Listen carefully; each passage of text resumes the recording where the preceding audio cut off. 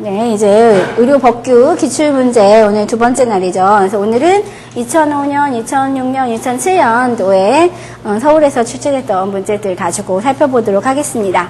우리가 지난 시간에 이미 많은 조항들을 살펴봤기 때문에 이제 기출문제가 반복되면서 시간이 조금씩 단축이 되는 장점이 있죠. 앞에서 내용들을 다 살펴봐서.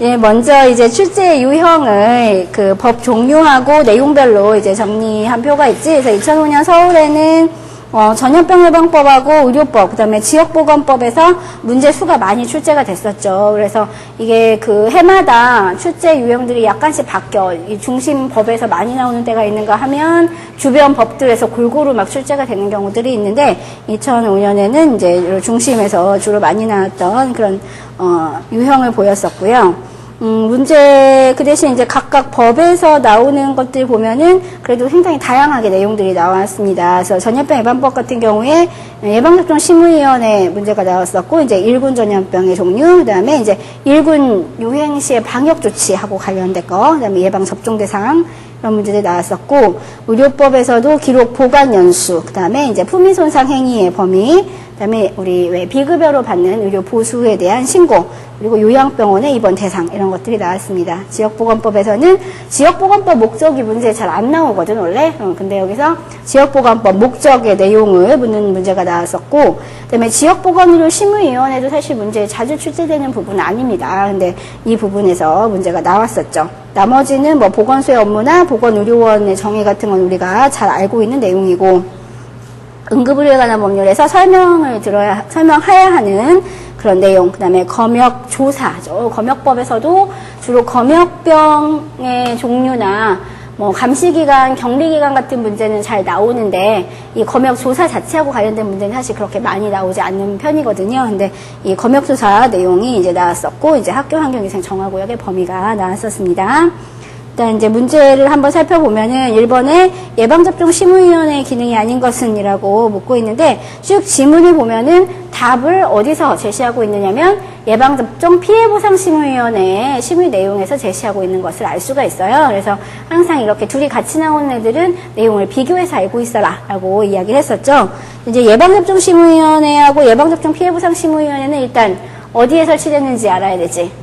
보건복지가족부 장관의 자문에 응하기 위해서 질병관리본부에 설치가 되는 거라고 할 수가 있겠고, 예방접종심의위원회에서 심의해야 할 내용을 보면은 예방접종 대상 전염병을 지정하거나 또는 지정 취소하거나, 그 다음에 예방접종 실시 기준과 방법, 그리고 예방접종 대상이 되는 전염병 관리 정책, 퇴치 계획, 그리고 그 밖에 예방접종과 관련해서 보건복지가족부 장관이 부의하는 사항을 심의하도록 되어 있고, 예방접종 피해보상심의위원회는 말 그대로 예방접종으로 인한 피해 여부하고 보상, 그리고 피해 보상 기준과 방법, 그 다음에 이제 피해 보상하고 관련해서 장관이 부의하는 내용을 하도록 되어 있고, 이 예방접종 피해 보상하고 관련돼서는 하나가 이 제3자의 고의 또는 중대한 실수로 인한 문제냐 아니냐를 조사하기 위해서 피해 조사반을 두도록 되어 있죠. 그래서 그 과실, 고의 또는 과실 유무도 여기서 심의를 하는 것으로 이렇게 되어 있습니다.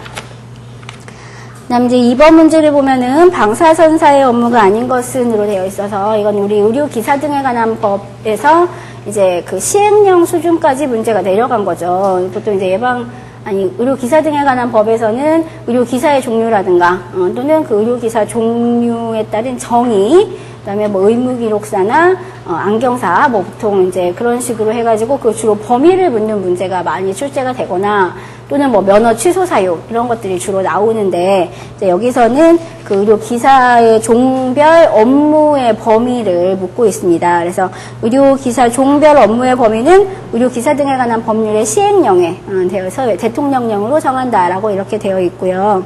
그다음 방사선사 업무하고 관련돼서 전리, 비전리 방사선의 취급, 그 다음에 이제 방사선 동위원소를 이용한 해기학 검사, 초음파 기계 취급 이런 거 다 하죠. 근데 이제 방사선 기계의 수리와 제작까지는 안 하는 겁니다. 그래서 이 그 제조 또는 제작, 뭐 수리 이러한 거 관련되어서는 의료기사 등의 업무 범위에 대부분 들어있지 않지. 그래서 그런 걸 이제 묻는 법이라고 할 수 있고, 이제 관련되어서 우리 그 나오는 업무 범위들을 한 번씩 살펴보면은, 이제 임상병리사 같은 경우에는 이제 여러 방법을 사용한 가건물 검사, 그 다음에 생리학적 검사. 그래서 가건물 검사 같은 거는 이제 워낙 일반적으로 우리가 임산병리사의 업무를 잘 알고 있는 거여서 혼동될 우려가 없는데, 뭐 심전도나 뇌파나 뭐 심폐기능 기초대사 같은 것처럼 이런 생리학적 검사들도 다 이제 포함된다는 거. 그 다음에 이런 그 분야에서 그 필요한 기계나 기구나 시약에 관한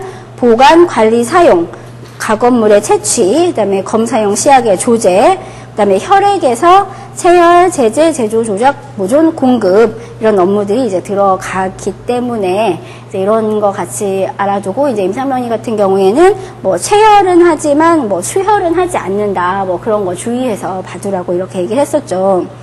이제 방사선사가 지금 나온 것처럼 방사선 취급, 그다음에 이제 핵의학적 검사, 의료 영상 진단기나 초음파 진단기의 취급, 방사선 기기나 부속 기자재에 대한 선택 및 관리 업무다. 그래서 문제에 나온 것처럼 수리와 제작이 아니고 선택과 관리 업무가 이제 포함이 됩니다.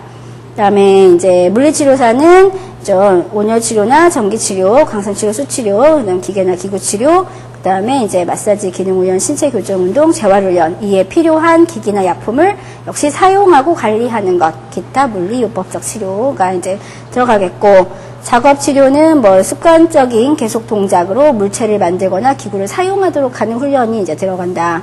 치과기공소, 치과치료를 행하는 의료기관이거나 또는 시정군수 구청장이 인정하는 치과기공소에서, 그래서 치과기공사가 일하는 기관을 규정을 하고 있는 거지. 그래서 치과의사가 있는 이제 치과의료를 하는 의료기관 또는 치과기공소에서 업무를 해야 되고, 그 다음에 만드는 거는 치과 기공물이나 충전물, 교정 장치 이런 것들을 제작하고 수리, 가공하는 업무들이 이제 여기에 들어가는 거죠.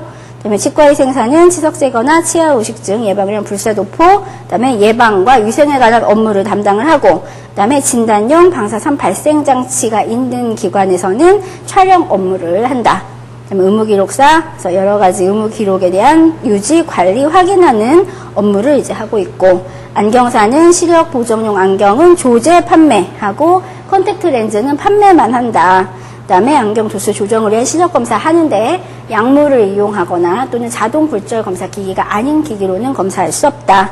그다음에 6세 이하 아동에 대한 시력 보정용 안경의 조제 판매를 위해서는 반드시 의사의 처방이 있어야 한다. 그래서 이런 것들이 이 각각의 그 의료기사 등이지. 그래서 의료기사는 여기에서 치과의생사까지만 의료기사고, 의무기록사하고 안경사는 의료기사가 아니죠. 그래서 이런 업무들에 대한 내용이니까 이런 거를 주의해서 봐두면 되겠고요. 그다음에 이제 치과기공사 같은 경우에는 치과 진료를 행하는 의료기관은 어차피 치과의사가 있기 때문에 치과의사의 의뢰에 의해서 기공물을 제작하거나 이러는 거고, 치과기공소에서 일하는 경우라도 치과의사가 발행하는 치과기공물 제작 의뢰서에 의해서 업무를 수행하도록 되어 있습니다. 그다음에 치과기공소의 인정 요건이나 절차 이런 것들을 이제 복지부령에서 정하겠다라고 되어 있는 거죠. 네, 3번이 이제 지역보건법의 목적을 이제 묻는 거여서, 우리 지역보건법의 문제는 이제 제일 많이 출제되는 것 중에 하나가 지역보건의료 계획의 내용을 묻거나 또는 보건소라든가 보건지소, 그다음에 보건의료원 이런 거와 관련된 문제가 이제 거의 대부분인데, 여기서는 이제 지역보건법의 목적을 묻고 있습니다. 그래서 지역보건법 제1조의 목적 조항을 보면, 이 법은 보건소 등 지역보건의료기관의 설치 운영, 그리고 지역보건의료 사업의 연계성 확보하고 관련된 말을 하겠다. 그래서 이걸 통해서 보건행정을 합리적으로 조직 운영하고, 그다음에 보건시책을 효율적으로 추진을 하면 이제 궁극적으로는 국민 보건 향상에 이바지할 수 있을 것이다. 이렇게 이제 보는 게 지역보건법의 목적입니다. 그래서 지역보건법 하면 가장 중심이 되는 기관이 보건소잖아. 그러니까 보건소나 보건지소, 보건의료원 같은 것을 어디에다가 설치하고 어떻게 운영할 것이냐. 그러니까 그러니까 지역보건의료기관의 설치 운영에 관한 내용이 들어간다는 거지. 그다음에 이제 우리 보건소에 보면은 보건소의 주요 업무 뭐 이런 식으로 해가지고 거기서 해야 하는 여러 가지 보건 사업들이 있는 거죠. 그러니까 그런 보건의료 사업들을 어떻게 연계성을 확보해서 일을 할 것이냐. 그다음에 이런 보건소 같은 경우에는 이런 서비스를 직접 제공하는 기관이지만 보건행정기관으로서 역할을 하는 거잖아. 그래서 보건행정에 대한 합리적 조직 운영이 들어가는 거고, 그다음에 시책의 효율적인 추진이라는 말이 들어갑니다. 그래서 이렇게 보면은 지금 가나다라가 전부 다 이 목적에 해당하는 용어들로 구성이 되어 있는 걸 알 수가 있죠. 4번은 의료법의 검사 소견 기록의 복원 연한입니다. 그래서 우리 그 기록에서는 일단 의료기관에 있는 의료인들은 각자에 해당하는 기록을 작성해야 되고, 그 다음에 작성할 때는 상세하게 기록하고 서명해야 되고, 그 다음에 또 뭐가 있냐. 한글과 한자가 중심이 되고, 의학용어는 외국어로 기재해도 된다.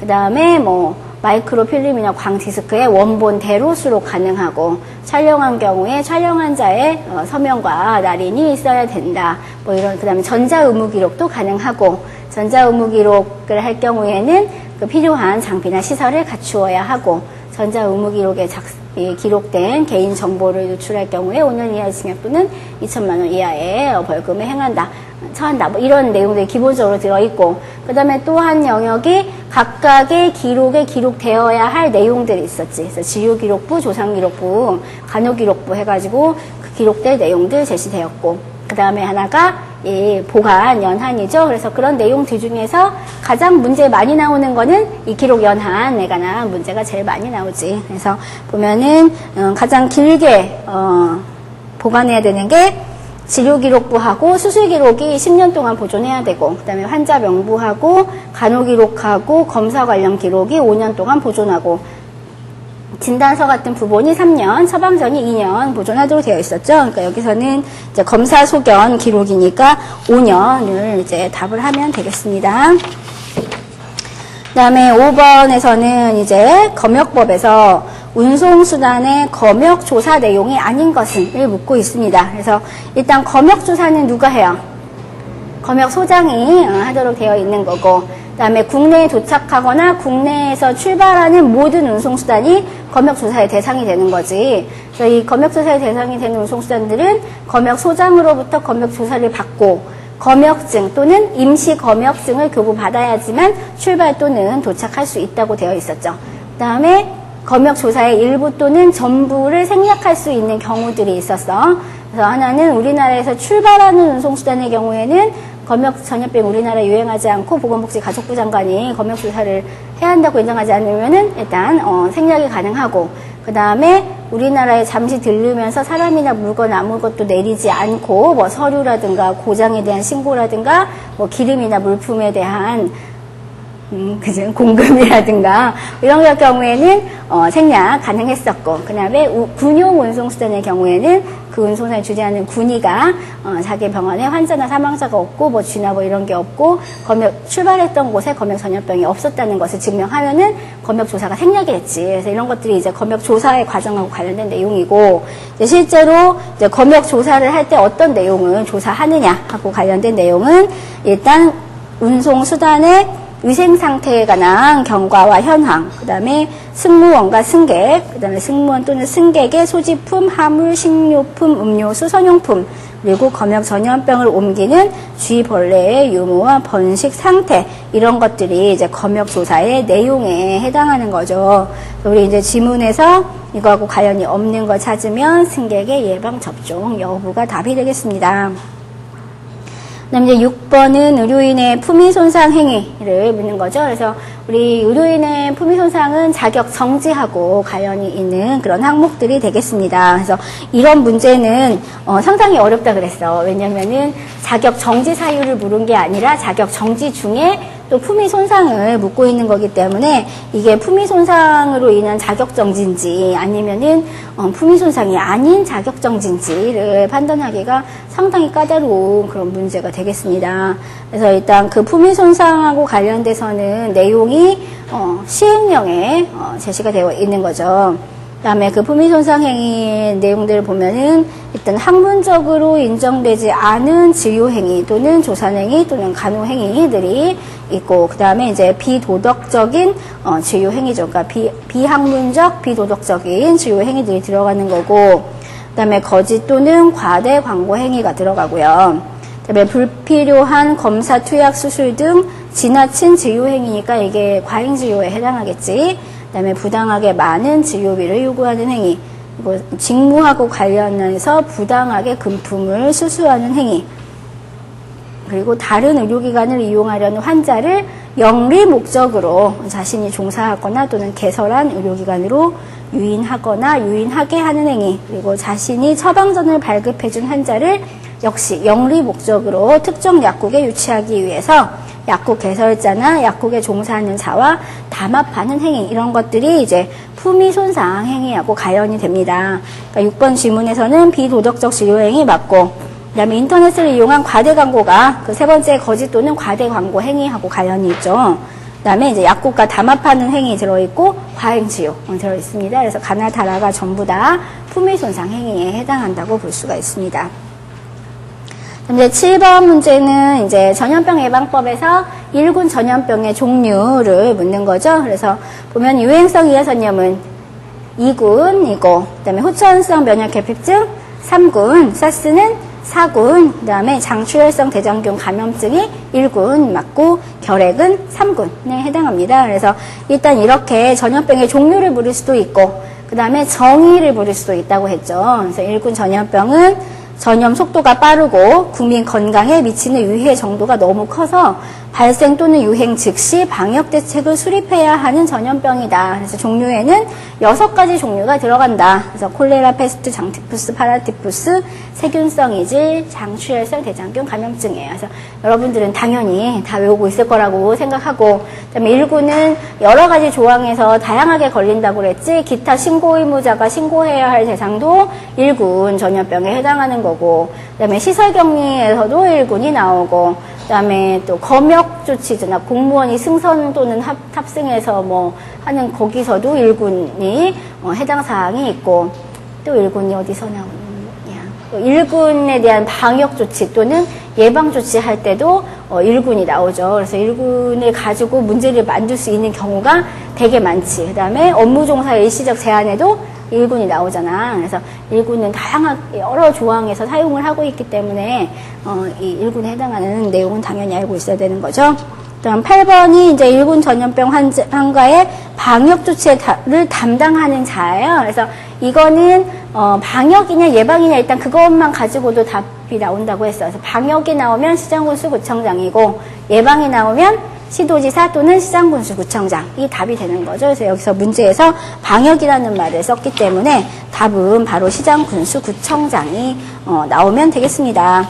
그 다음에 이제 이렇게 누가 하는 조치냐를 물을 수도 있지만 어떤 조치가 포함되느냐 또는 포함되지 않느냐를 물을 수도 있다고 했어요. 그래서 이 37조하고 39조는 항상 비교해서 알고 있어야 되는데 내용이 비슷하지 서술하는 방식이 좀 다르죠. 그래서 37조의 경우에는 시장군수구청장 1군 전염병 유행 시에 하는 방역조치다. 그래서 환자 등이 있는 장소 또는 오염되었다고 인정되는 장소의 교통을 일정 기간 차단하는 것. 그래서 여기서는 이렇게 설명을 하는데 같은 교통 차단이지만 39조에서는 시가 촌락의 전부 또는 일부의 교통을 차단하는 것이라고 표현을 한단 말이야. 그러니까 어차피 내용상으로는 교통 차단이 맞지만 이렇게 설명하는 방식이 좀 다르기 때문에 이게 어떤 줄 썼느냐에 따라서 이걸 방역조치인지 예방조치인지를 구별해내면 되는 거지.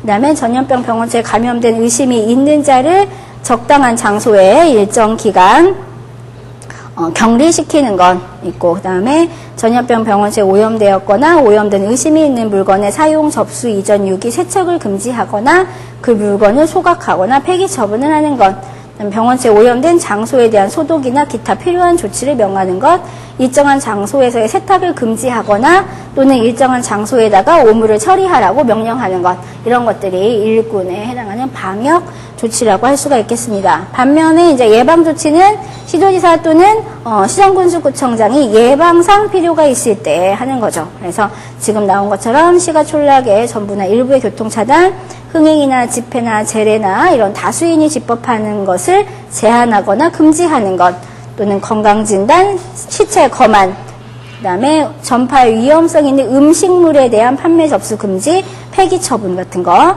그 다음에 전염병 전파에 매개가 되는 물건의 소지 이동을 제한하고 금지하거나 물건을 폐기, 소각, 기타 필요한 처분을 명하는 것. 그다음에 이제 여러 운송수단이라든가 다수인이 집합하는 장소에다가 의사를 배치하거나 예방상 필요한 시설의 설치를 명령하는 것. 그다음에 공중위생에 관계 있는 시설 또는 장소의 소독 또는 기타 필요한 조치를 명하며 상수, 하수, 우물, 쓰레기장 변수에 대한 신설, 개조, 변경, 폐지 또는 이제 사용 금지 명령. 그다음에 이제 전염병, 매개 동물이나 곤충에 대한 구제. 그다음에 일정한 장소에서의 어로 수용, 우물의 사용에 대해서 제한하거나 금지하는 것. 중간 숙주가 되는 동물의 포획이나 생식을 금지하는 것. 그다음에 전염병 유행 기간 중에 의료업자나 또는 의료 관계 요원을 동원하는 것, 그리고 오염된 물건에 대한 소독, 기타 필요한 조치를 명하는 것, 그다음에 이제 이런 콜레라나 패스트에 감염된 의심 있는 자를 적당한 장소에 일정 기간 격리시키는 것, 이런 것들이 들어가요. 그러니까 물건이라든가 격리라든가 소독이라든가 이런 것들이 사실 앞에 37조에서도 다 이야기를 하고 있는 거라고. 근데 기술하는 방식에 차이가 있기 때문에 그 차이를 잘 구분을 해야 되고, 이렇게 된 이상 37조를 외우는 게 낫겠지. 그래서 37조에 있는 내용을 정확하게 알고 있으면 도움이 되겠죠.